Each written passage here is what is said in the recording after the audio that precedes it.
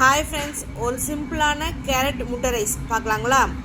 ஒரு தவா எடுத்துக்கோங்க, 2 ஸ்பூன் எண்ணெய் ஊற்றிக்கோங்க. நல்லா காஞ்சி வந்ததுக்கப்புறம் 1/2 ஸ்பூன் கடுகு, 1/4 ஸ்பூன் ஜீரகம் போட்டு நல்லா பொரிஞ்சு வந்ததுக்கப்புறம் ஒரு பெரிய வெங்காயம் சின்னதாக கட் பண்ணி வச்சுருக்கேன். 2 பச்சை மிளகா, 2 போட்டு நல்லா வதக்கி நல்லா பச்சை வாசம் போனதுக்கப்புறம் 1/2 ஸ்பூன் இஞ்சி பூண்டு பேஸ்ட் போட்டு நல்லா மிக்ஸ் பண்ணிக்கோங்க.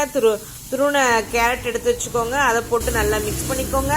இதில் தேவையான அளவு உப்பு, மஞ்சத்தூள் எல்லாம் போட்டு நல்லா மிக்ஸ் பண்ணி வந்ததுக்கப்புறம் 1/4 ஸ்பூன் கரம் மசாலா தூள் மட்டும் போட்டுக்கோங்க. போட்டு நல்லா மிக்ஸ் பண்ணிக்கோங்க.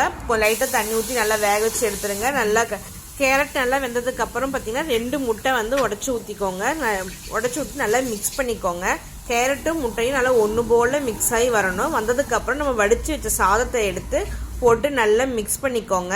ஒன்று போல் நல்லா மிக்ஸ் பண்ணி வந்ததுன்னா நம்மளுடைய கேரட் முட்டை ரைஸ் ரெடி ஆகிடும். ஓகே ஃப்ரெண்ட்ஸ், பாய்.